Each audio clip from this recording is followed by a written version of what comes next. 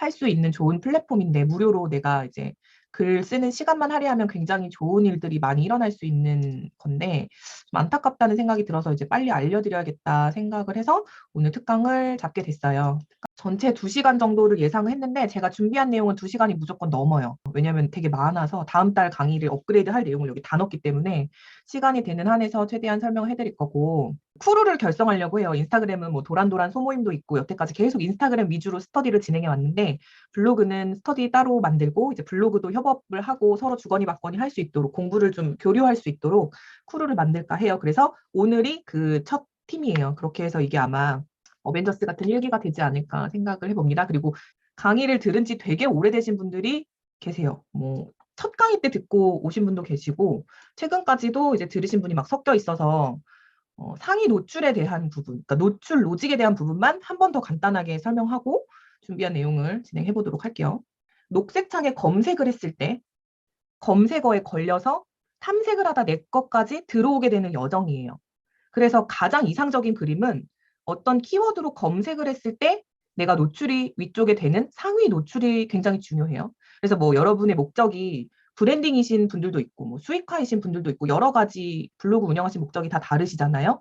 근데 1번은 상위 노출이에요. 노출이 되지 않는 블로거는 효과가 없어요. 그래서 만약에 저품질이시거나 좀 잘 안 된다 하시는 분들은 제가 빨리 갈아타라고 말씀을 드리는 이유가 노출이 잘 안 되면 조금 힘들어요. 근데 그거를 지금 이기는 게 인플루언서예요. 그러니까 네이버 인플루언서는 저품질이어도 최상위 노출이 지금 되는 상황이에요. 그래서 여러분이 집중하셔야 될 게 인플루언서와 상위 노출 2가지인데 상위 노출에 대한 조건이 정말 여러 가지가 있는데 그 중에서 꼭 아셔야 되는 게 바로 현재의 알고리즘을 반드시 이해해야지만 상위 노출을 하실 수가 있어요. 그래서 2017년도에 어저께 블로그 찾다가 나온 건데 은우랑 같이 네이버 본사에 듣고 싶은 강의가 있었는데 은우 봐줄 사람이 없어서 얘를 데리고 갔던 건데 여기에서 말했던 3가지 조건이 첫 번째가 가독성, 두 번째가 알찬 구성, 그리고 세 번째는 일단은 빼셔도 돼요. 일단 가독성과 알찬 구성이에요. 이거는 네이버에서 하는 얘기예요.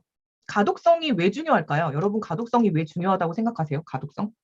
가독성. 그쵸. 오, 좋아요. 시골레오님. 와, 오래 머물 수 있어요. 왜? 잘 읽히기 때문에 끝까지 읽을 수 있으니까 오래 머물렀다는 거는 아, 이 글이 좋은 문서구나. 그러니까 끝까지 읽을 수 있는 체류 시간을 오래 머무르게 하는 게 플러스 점수가 되기 때문에 그래요. 그래서 막 이렇게 붙여서 쓰는 거 말고 잘 읽히게끔 정리를 해주는 게 바로 가독성이고 그거를 잘 하게 하려고 네이버가 스마트 에디터 3.0을 스마트 에디터 1이라는 걸로 강화시켜서 제가 알기로는 2018년부터 네이버 개발자들한테 계속 그 에디터를 강화시켰어요. 그게 바로 사용자들을 오래 머무르게 하려고 하는 거. 여기에서 중요한 게 바로 가독성. 모바일로 봤을 때 잘 읽히는 글, 그게 첫 번째 조건이고 두 번째는 알찬 구성. 알찬 구성. 그러니까 사진 한 장만 띡 넣고 글 이렇게 쫙 길게 있는 거. 이런 거는 지루해서 잘 볼 수가 없잖아요. 그래서 대부분 일반적으로 어떻게 쓰죠? 글사진, 글사진, 글사진, 글사진 이런 식으로 일반적으로 쓰시죠. 그게 왜 그러냐면 글로 보는 것보다 사진으로 보는 게 확실히 더 잘 들어오니까. 그러니까 잘 읽히는 것도 마찬가지인데 생생하게 그 장면을 보여줄 수 있기 때문에 그런 거잖아요. 그래서 더 생생하게 보여주려면 더 필요한 게 이제 동영상이라고 했죠. 그래서 상위 노출을 위해서 동영상을 꼭 길이나 퀄리티는 상관이 없어요. 그냥 한 3초에서 5초 정도 영상을 중요해요.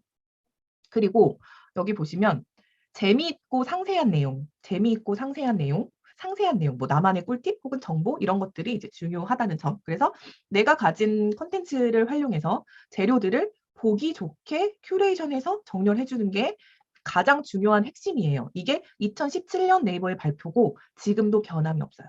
이제 알고리즘이라고 하는 로직이 계속 변하잖아요. 지금 3가지 로직이 동시에 돌아가고 있어요. 뭐만 우대를 받는 게 아니라 지금 3개가 동시에 돌아가고 있어요. 용어 정도는 알아두세요. 해석은 제가 해드릴게요.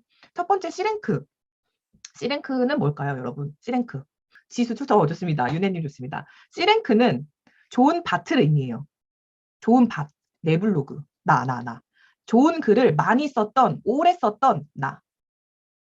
그러면 이제 막 시작하시는 분들이 좀 억울할 수 있겠죠? 난 지금 시작하는데 그러면 좋은 밭만 우대해주면 나 이제 시작하면 의미가 없네? 라고 생각할 수 있잖아요. 그래서 그런 C랭크의 단점을 보완하기 위해서 만들어진 게 바로 다이아 로직이에요. 다이아 로직. 다이아 로직은 뭘까요? 지금은 다이아 로직이 아니라 다이아 플러스 로직으로 바뀌어져 있거든요. 그러니까 이게 맘먹고 하면 사실 되거든요. 근데 문제가 뭐냐면 내 눈에 지금 방문자나 협찬이 안 잡히고 수입화가 안 되니까 하나 자꾸 멈추는 게 문제인 거예요. 그래서 목표를 좀 멀리 보세요. 온라인 어차피 지금 우리 인스타그램 2년 동안 해봐서 알지만 2년이 지나서도 이제 성과가 나타나는 거잖아요. 그래서 눈덩이가 나타나기까지 시간이 되게 오래 걸려요. 잘 나가는 누구 보면서 내가 쟤처럼 되지 않는 거에 절대 괴리감을 느끼실 필요 없고 그냥 나는 내 속도로 글을 써가시면 된다라고 생각하시면 돼요. 그러니까 뭐 한 3개월 만에 승부 보겠다 이런 거 말고 6개월, 1년 이렇게 좀 장기적으로 보셔야 돼요. 그렇게 하는 게 마음이 편해요. 그래서 내가 나는 지금 이렇게 열심히 하는데 왜 나는 협찬이 안 오지? 이건 말이 안 돼요. 저는 지금 16년째인데 매일 4, 5시간을 하잖아요. 그러니까 여러분이 지금 저처럼 가시려면 저보다 더 많은 시간을 할애하고 더 큰 노력을 해야 되는 거잖아요. 상대적으로. 근데 지금의 로직은 어쨌든 문서 하나하나를 띄워준 로직이니까 더 빨리 갈 수 있단 말이에요. 그러니까 조바심 내지 않고 꾸준히 가시면 분명히 좋은 일이 있을 거라는 거. 제가 이 글을 쓴 거예요, 어제 인스타그램에. 일상이 되게 반복되고 다람쥐 쳇바퀴처럼 계속 반복되잖아요. 어쨌든 되게 한정적인데 분명히 어떤 글이든 쓰다 보면 나의 취향과 내 글과 나를 좋아해주는 사람이 생겨요. 그러니까 그냥 쓰세요. 뭐든지. 주제를 난 주제를 없어. 뭘로 해야 될지 모르겠어. 생각하지 마시고 그냥 뭐든지 쓰세요. 쓰다 보면 분명히 그중에 반응이 나타나는 글들이 나와요. 그거를 3개월 뒤에, 6개월 뒤에 그럼 그걸로 해봐야지 라고 생각하시면 돼요. 그러니까 일단 주제가 없으신 분들은 그냥 쓰세요. 그리고 너무 운이 좋게도 주제가 있으신 분들은 안 쓰면 안 돼요. 정말 웬만한 사람의 영업사원, 비서, 그리고 마케팅까지 다 해주거든요. 그래서 꼭 드라마틱한 기회를 가져다 주는 거는 인스타그램도 맞아요. 근데 더 힘이 강력한 거는 블로그예요. 블로그를 꼭 하시기를. 그래서 결국에는 어떤 글을 쓰는 게 중요한 게 아니라 이 온라인 세상에 나를 올려놓는 거예요. 나와 내 라이프 스타일과 내 취향을 공유하는 거라고 생각하시면 돼요. 그러니까 나라는 사람을 알리고 내 취향을 알리고 내 잡을 알리고 그러니까 글을 쓰는 게 중요한 게 아니라 그런 나의 어떤 삶을 기록하는 거 그게 중요하다는 점. 나를 표현하는 거 그게 중요하다는 점. 지금 당장 그리고 꾸준히. 지금 당장 그리고 꾸준히. 당장. 그래. 시기에 맞는 유행들이 되게 짧아지잖아요. 얼마 전에 빅클래시에 갔다 왔거든요. 되게 좋았어요. 방이 50만 원이었고 협찬받아서 갔다 왔는데 강원도 여행 간다고 까먹었어. 잊었어요. 리뷰를 잊었어요. 그리고 지금 다시 쓰려니까 그때의 기억이 잘 안 떠올라요. 일주일밖에 안 지났는데. 그래서 진짜 큰일 났다. 너무 난감하다. 그래서 당장 써야 되는 이유는 그거예요. 내가 지금 느끼고 있는 이 감정이나 지금 유행하는 이것들이 되게 빨리 소멸되기 때문에. 그래서 오늘 10줄을 쓰더라도 일단 쓰는 거. 그리고 시간적 여유가 있을 때 좀 길게 쓰고. 그러니까 일단은 당장 써야 되는 이유는 그거예요. 내가 시간이 지나서 다시 쓰려고 하면 그때 그 마음이 다시 떠오르지가 않아요. 그래서 나중에 써야지 하면 임시 저장만 한 70개 되는 거지, 나처럼. 그리고 절대로 다시 올라가지 않고 계속 쌓이기만 한다는 거죠. 그래서 당장. 그렇죠. 열정이 사라질 때 96개, 96개, 네네, 그렇죠. 그게 중요하다는 거죠. 그렇죠? 우리의 삶이 되게 보석 같은 경험들이 되게 많잖아요. 그래서 지금 느꼈던 어떤 행복한 순간 그런 것들을 좀 기록을 해서 내 삶을 좀 내가 보살피는 그런 역할을 해주는 도구가 되는 것 같아요. 실제로 제가 블로그를 하게 된 이유도 다 아시겠지만 저희 남편이 왜 그렇게 저희 남편이 저는 시댁에서 살았거든요. 결혼 직후에. 근데 저희 남편이 맨날 늦게 들어와가지고 기다렸어요. 새벽 늦게까지. 근데 그 시간이 너무 유쾌하지 않은 거예요. 신혼 초에. 그래서 이 시간에 남편 바가지 안 긁으려면 나만의 뭔가가 필요하구나. 그때 블로그를 한 거거든요.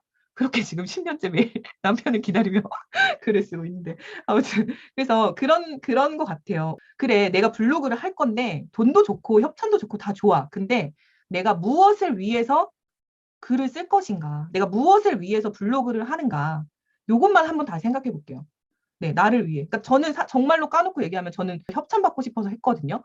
진짜 빵원으로 시작했고 막 애도 곧 나올 것 같은데 집도 사야 되고 이래서 사면 초과 같았어요. 그래서 난 이것도 사고 싶고 난 원래 소비 요정인데 돈이 없어서 그래서 정말 시작했고 그래서 열심히 했던 것 같아요. 그런 나만의 어떤 이유가 있잖아요. 내가 왜 글을 블로그에 쓸 건지 어떤 글을 쓸 건지 오늘 다시 한번 생각해 보는 계기가 되었으면 좋겠습니다.